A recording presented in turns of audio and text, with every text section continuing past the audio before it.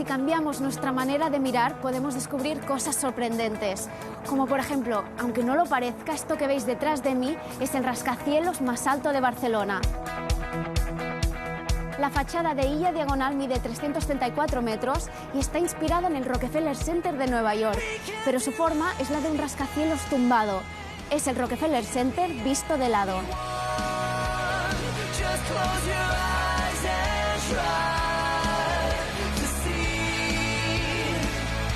Os propongo cambiar de perspectiva. Aquí hablaremos de arquitectura, de urbanismo, de diseño, pero con una mirada diferente. Esto es Escala Humana.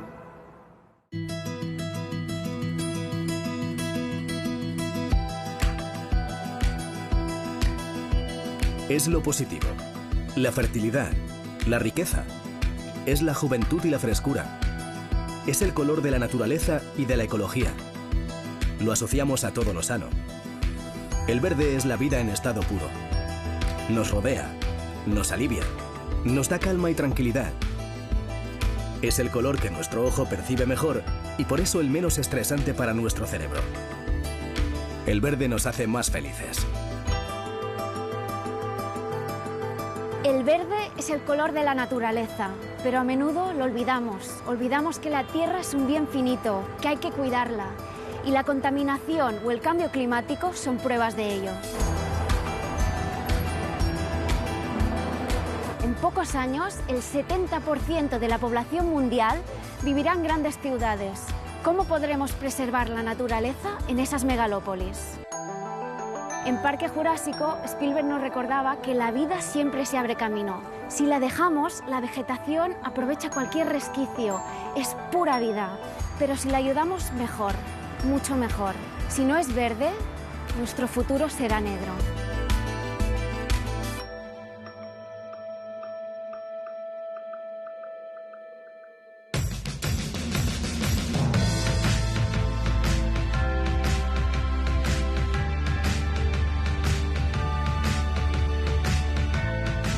Hoy en día tenemos que meter la mayor cantidad de verde posible en las ciudades, pero ahora, si siguen talando bosques en Sumatra, de poco va a servir que llenemos de jardines verticales las ciudades, ¿no?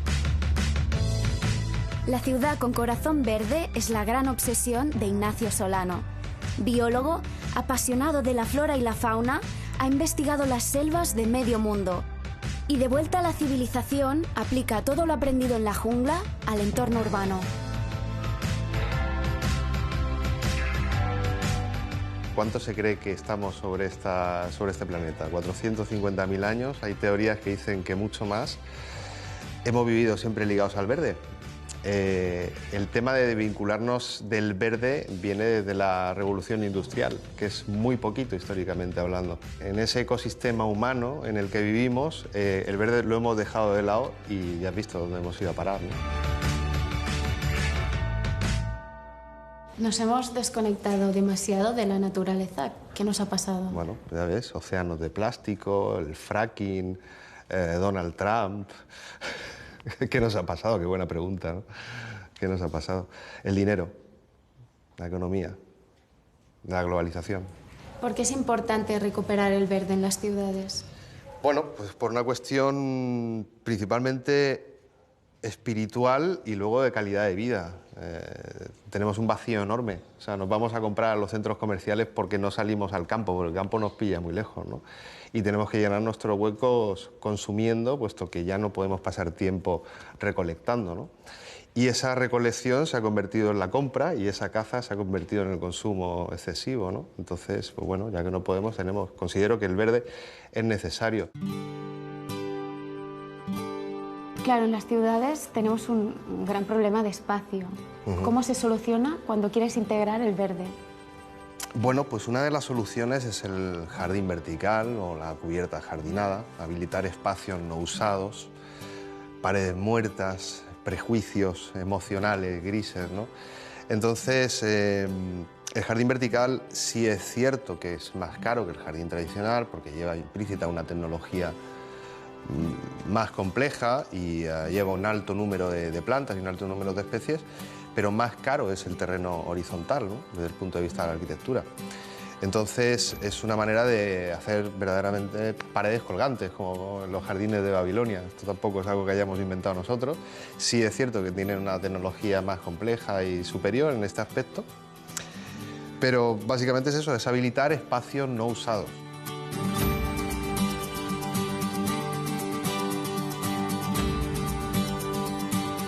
Si en las ciudades se produce el 75% de dióxido de carbono del planeta y la vegetación es la que convierte este gas en oxígeno, no es de extrañar que se apueste cada vez más por cubrir de verde el hormigón. La solución es el jardín vertical.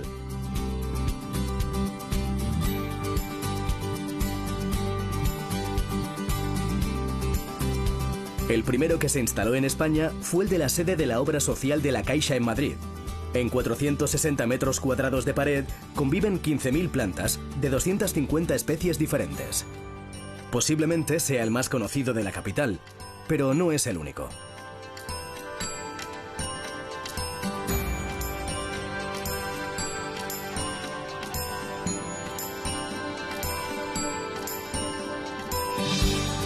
Cerca del CaixaForum está el Hotel Santo Domingo. Su fachada interior se ha convertido en uno de los jardines verticales más grandes del mundo, con más de 800 metros cuadrados de plantas, que generan el oxígeno necesario para 200 personas al día.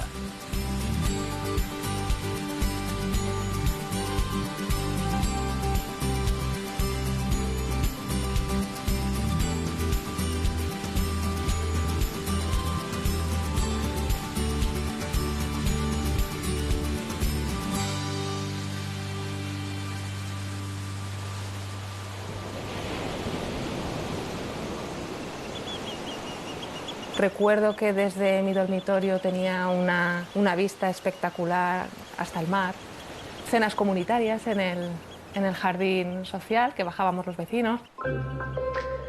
Recuerdo pues estar en la piscina y que se celebra un cumpleaños y ahí estamos todos invitados de alguna manera, de repente te encuentras merendando con tus vecinos. Este edificio es como un pequeño pueblo.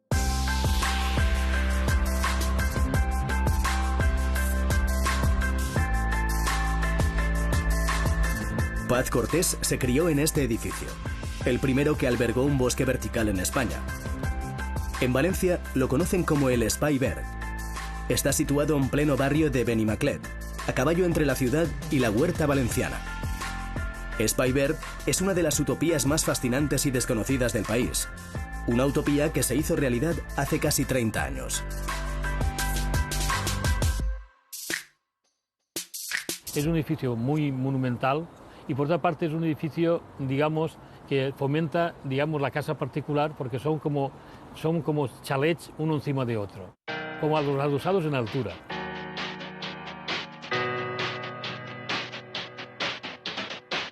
Antonio Cortés tardó 10 años en realizar su sueño de juventud: construir pisos con jardines dentro, con pinos, olivos y cipreses por todas partes.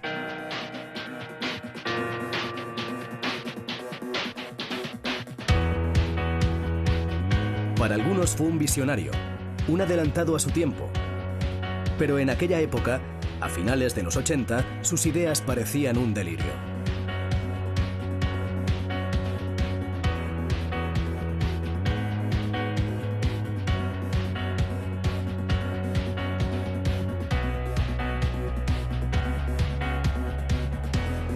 Yo era adolescente cuando mi padre estaba ejecutando esta obra y recuerdo de él trabajar muchísimo, dejarse su vida aquí en este edificio.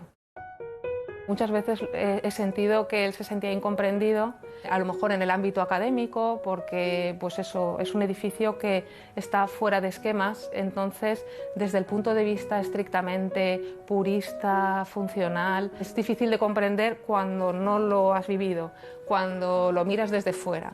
En el momento en el que entras en el edificio y lo experimentas, te cautiva.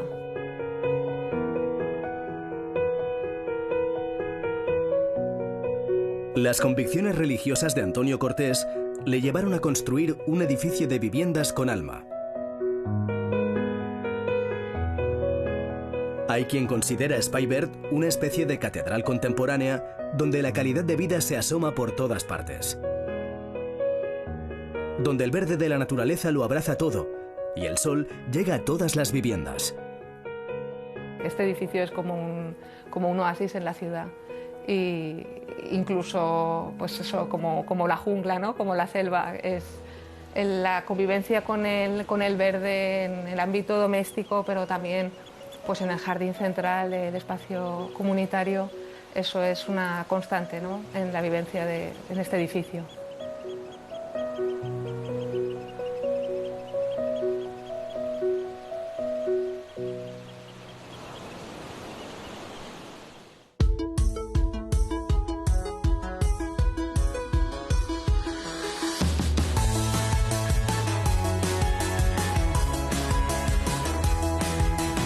Integrar la vegetación dentro de un edificio es un reto para muchos arquitectos, sobre todo en grandes ciudades donde cada vez hay menos espacio. A veces hay que echar la imaginación y es lo que pasó en el Hotel Renaissance del Hospitalet de Llobregat. Imaginaos que esta manzana es el hotel. Sacaron el corazón del edificio y lo llenaron de verde.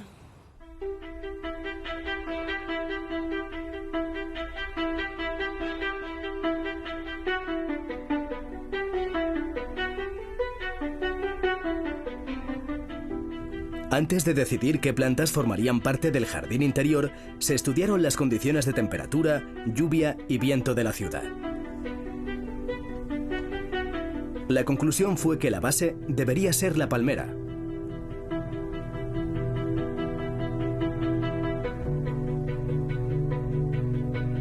Es una planta resistente que solo crece en vertical y que es capaz de hacerlo con poca luz.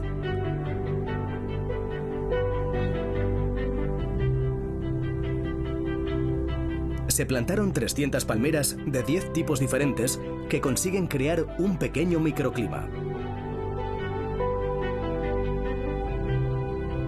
La influencia de las palmeras también inspiró la forma de las ventanas, y su juego de luces en el interior produce la sensación de estar en un ecosistema natural.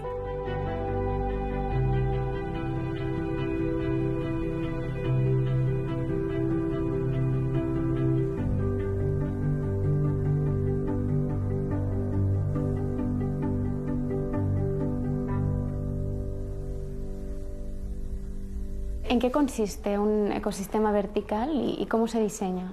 Bueno, la base parte del jardín vertical. Una vez nos dimos cuenta que ese concepto de jardín vertical era viable, fuimos un poco más allá. Es decir, oye, el ecosistema humano es deficiente, ¿no? Faltan plantas, faltan animales. Hay animales dentro del ecosistema humano, desde ratas hasta pájaros, insectos. Todos esos animales hacen que sea sostenible nuestro ecosistema. Las ratas son malas, pero también son buenas. Es decir, las cosas cuando están en equilibrio funcionan. Pues dentro de estos jardines había que buscar un equilibrio. Un equilibrio entre plantas, un equilibrio entre hongos, plantas, un equilibrio con animales también. ¿Te acuerdas de la película Avatar? Sí. ¿Vale? ¿Te acuerdas del árbol madre, ¿no? Y de esa red neuronal? Pues esto es cierto. Se cree que el organismo más grande del planeta es un hongo. No es la ballena azul, ni el elefante, ni el rinoceronte, es un hongo. O sea, un solo individuo puede ocupar hectáreas y hectáreas de bosque. Y no sabemos nada al respecto. ¿Cuántas veces has visto tú una plaga en un bosque? ¿Caminas por un bosque y cuántas veces ves una plaga? Nunca. Porque hay tal variedad, hay tal cantidad de especies que si entra el depredador de una planta, bueno, acaba con su recurso alimenticio y se van a otro sitio, ¿no? Esto hacemos nosotros con los ecosistemas verticales.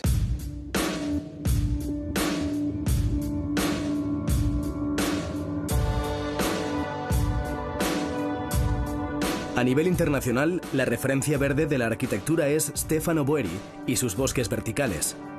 Ya no se trata de fachadas cubiertas de plantas, sino que la vegetación invade todo el edificio.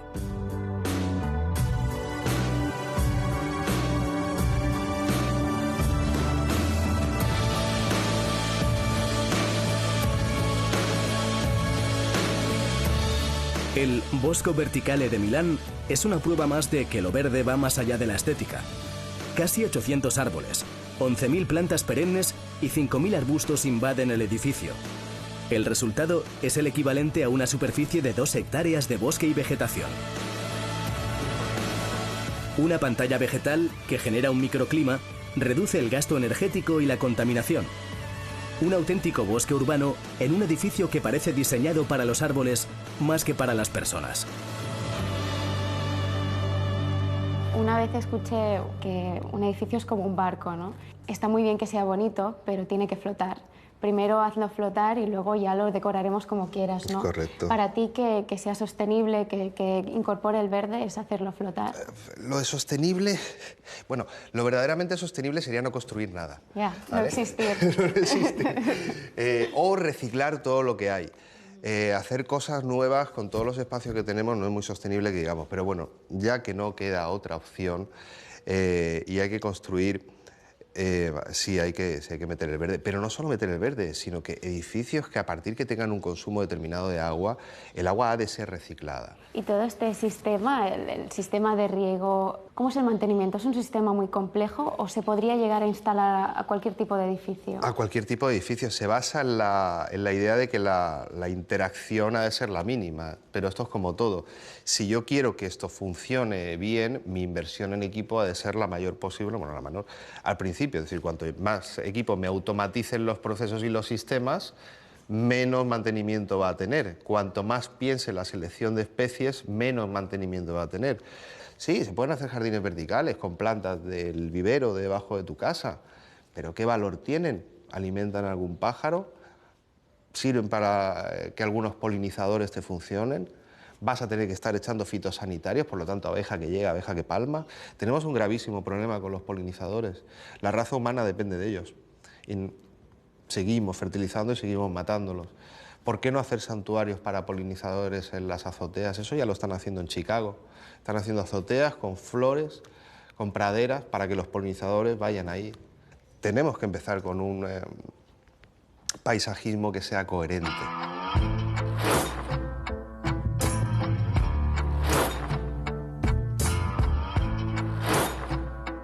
En Bogotá, Ignacio Solano predicó con el ejemplo. Este edificio, que era el jardín vertical más grande del mundo, sigue siendo el jardín vertical más grande del mundo, todo el edificio en sí es un gran pulmón, forrado por dentro y por fuera. Todas las aguas grises del edificio las filtra el jardín vertical, todas las aguas de lluvia las filtra el jardín vertical y las recicla para el consiguiente. Es decir, es un ente autosostenible, de verdad, autosostenible de verdad, no de certificado.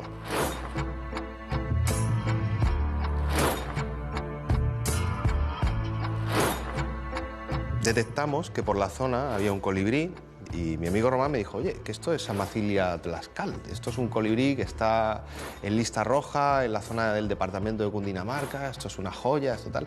Entonces yo le dije, Román, ¿qué come este bicho? Y me dijo, mira, pues este animalito en zonas perturbadas se alimenta principalmente de Salvia locanta, de Fucsia magellanica, y de 3 o 4 plantas más.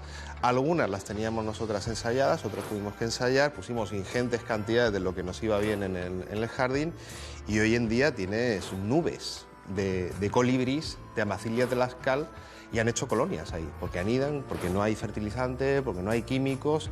Es decir, un elemento arquitectónico, una fachada, una pared, hoy en día se ha convertido en un santuario de colibrís dentro de una ciudad y eso es fantástico, ¿no? A nivel de fachada, Sí. ¿esto funciona como aislamiento? ¿Qué le aporta al edificio? Más allá de lo que aporta al espacio urbano.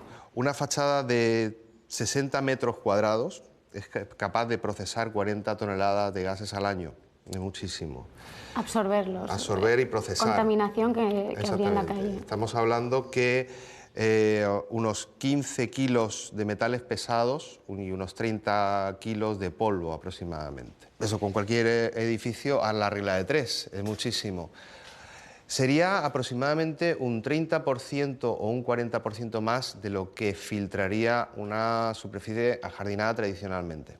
Entonces nosotros sabemos cuál es la receta que esa selección de especies que hemos trabajado necesita para vivir. ¿Qué es lo que sucede? Pues como si yo te mando un spa y te doy una dieta perfecta y te hacen un masaje en las piernas todos los días, tienes tu dieta perfecta, todo tu recurso vital es a crecer y a vivir. Por lo tanto, tu crecimiento va a ser mucho mayor.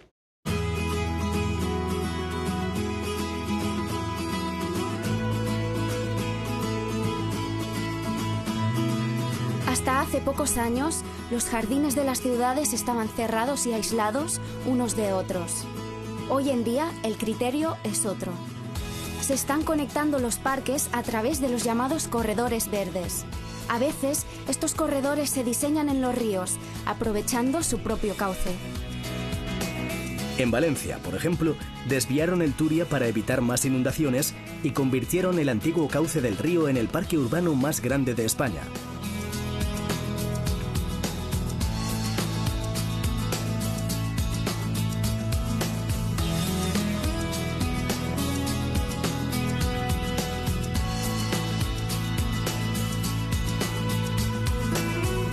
Otras ciudades han realizado grandes inversiones para que sus ríos volvieran a convertirse en corredores verdes. Es el caso del Manzanares a su paso por Madrid. Dejó de ser un río maloliente para convertirse en el nuevo pulmón urbano de la ciudad.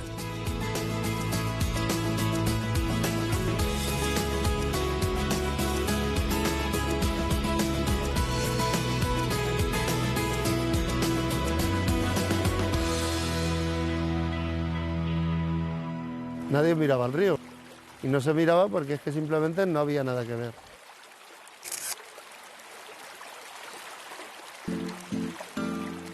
Desde los 17 años, la pasión de Santiago Martín es la ecología y fotografiar y documentar la flora y la fauna de su Madrid natal.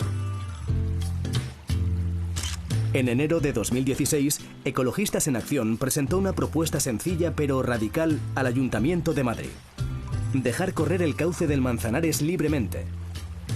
En poco más de 2 años, el resultado ha sido espectacular. Todas las semillas han venido arrastradas por el río, aquí no se ha plantado absolutamente nada. Y estas semillas pues vienen de los espacios protegidos que hay al norte de la ciudad de Madrid. Todo el crecimiento de esta vegetación lo que está haciendo es aumentar la calidad del agua, la depuración. Los peces han venido por el propio río, el barbo, que es una especie autóctona. Aquí no estaba en el Manzanares, en el tramo urbano, y ahora es el pez más abundante del Manzanares.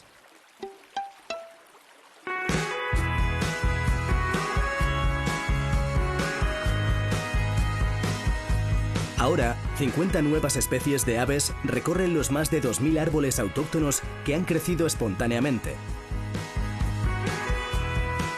El río se ha renaturalizado, pero sobre todo ha vuelto a conectar con sus vecinos, el pueblo de Madrid. Naturalizar los ríos es importante a nivel medioambiental, pero luego tiene una extraordinaria función social. No hay que olvidar que este río es el que ven a diario decenas de miles de madrileños durante una buena parte de su vida. Entonces no es lo mismo ver un río bonito a ver un río desagradable, un río que no huela, un río que huela.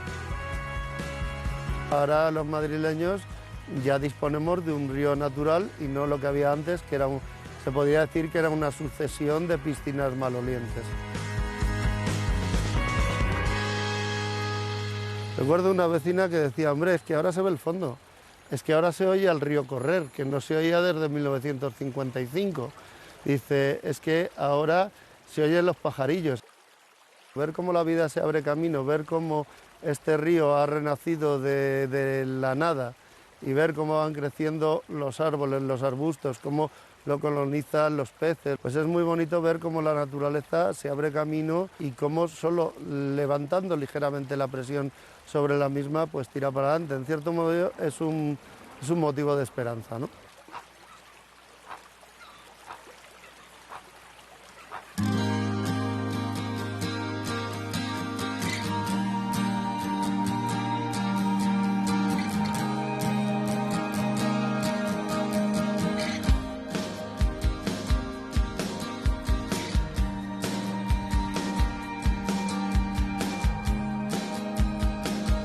La recuperación del Manzanares en Madrid, del Turia en Valencia y del Besós en Barcelona nos ha vuelto a demostrar que el río es vida. Estas ciudades ahora respiran un poco mejor. pero también hemos ganado espacios que son para todos. Aquí podemos venir a pasear, a hacer deporte y a conectar con gente más allá de las pantallas. Es cierto que nos queda mucho por recorrer, pero no hay vuelta atrás. En una ciudad más verde seremos más felices.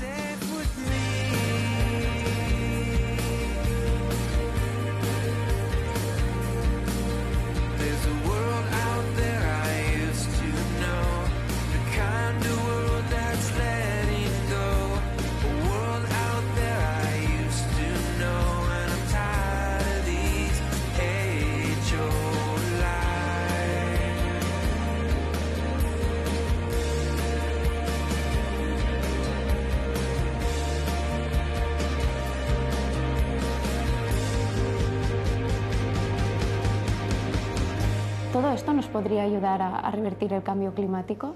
Bueno, piensa que cada metro cuadrado de superficie vegetal genera el oxígeno de una persona al año. Gran parte del problema del calentamiento, del efecto isla de calor en las ciudades lo estaríamos paliando con eso. Y yo, desde luego, es que cierro los ojos, yo creo que tú también, y veo la ciudad del futuro y la veo verde, y la veo con jardines, y la veo con agua, y la veo integrada, y ese punto, ¿no?, tan futurista que es volver al pasado, ¿no?, con la tecnología, con los medios que tenemos, pero viviendo más ligados a la naturaleza. Es un sueño, ¿no?